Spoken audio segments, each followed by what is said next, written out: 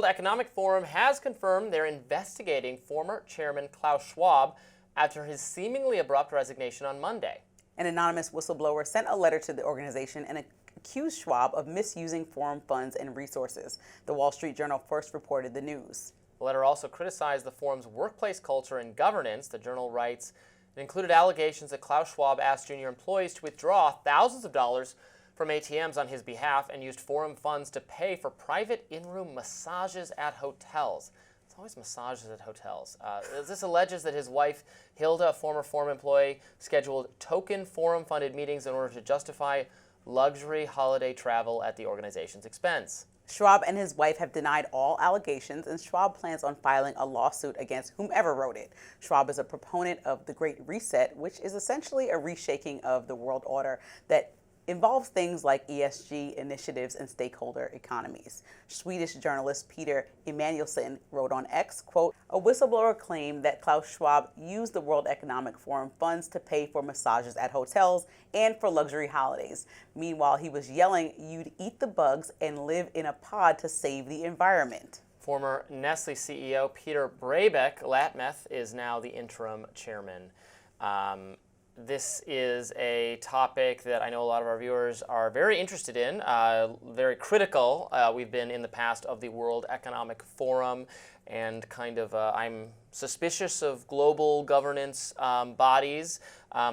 Here in America, we have protections for speech and gun rights and other things that are not common in other countries, even in advanced democracies like Europe. So I don't want Europeans coming up with laws that contradict what our important Constitution has to say about our rights. So it's very interesting, and the whole live in the pod, eat the bugs. Have you heard? You have no idea what that is. I'm like, wait, trying to catch up with live in the pod and It's eat been the a bugs. social media thing. A lot of contrarian people responding to, I think it was a presentation one year at the World Economic Forum about how to live sustainably will involve eating insects and being like living in these little pod bubbles, and kind of like we're in an ant hive or something, and we're going to eat ant hives. That is kind of concerning and dystopian. The timing to me is the curious part, right? Mm-hmm. I think we're innocent until proven guilty, right? You should take whistleblowers sure. seriously Sure. And let the investigation play out. But I think this is more about the future and the direction of the World Economic Forum. And so taking the person at the forefront down means a change in direction. Mm-hmm. And so sometimes those things can go hand in hand and don't have to be, by themselves. And I think that we should be curious about why this is happening now at the same time where our administration and the world has skewed its views and maybe doesn't want, same way you feel, the World Economic Forum making decisions for countries in the way, or bringing leaders together in the way that it has over the past few decades. Am I missing something by not liking massages very much? These it's people are always going accusation. to luxury hotels paying for, it's always massages. I don't get it. That would not be on my top 500, even with like unlimited sums of money.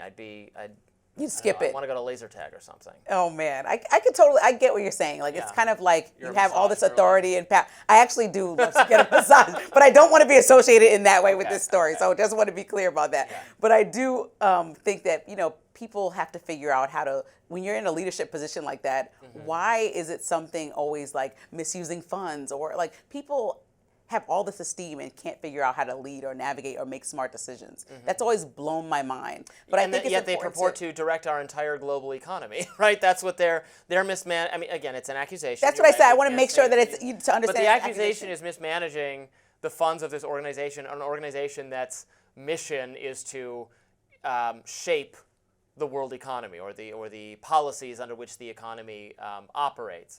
That is, it's like they're guilty of the things they accuse others of. I mean, better things happen with conversation. Even the conversation that we're in with the tariffs right now. Like Trump has been to the World Economic Forum, so have leaders all over the world. So bringing people together is not a bad thing, right? No. And so just because there's a leader of the organization doesn't particularly mean that he's waving the baton, telling people what they must and mustn't do. And I think bringing people together in conversation is essential, especially now, more needed than ever, because we're not speaking and we're having one president say this and another president say that, and now we're struggling with finances in our country. So I think conversation is necessary, and so we should wait until actual ruling comes down before casting this man off.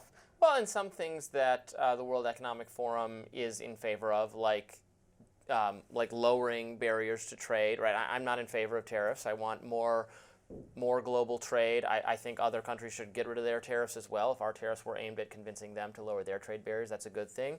Free trade and global engagement helps prevent war, helps decrease starvation, helps make our standard of living better and standards of living of people across the globe. So I'm all for more. If the goal of this organization or the role it's facilitating is one of greater economic harmony and cooperation and the removal of regulatory barriers that get in that way, I certainly support that. If it's the increasing of regulatory barriers or saying in order to participate in trade you have to do XYZ policy, which some progressives want, like, oh, we shouldn't trade with anyone who doesn't have a certain human rights standard. Well, trading with another country is how they improve their human rights standard, because then they become wealthier, then they can afford to have more, they become more stable, they become more democratic, the human rights standards improve. You can't jump that middle ground and just say we're not going to engage with people that are still living under somewhat backward conditions. Well, then they're just going to remain in poverty forever. It makes no sense to me.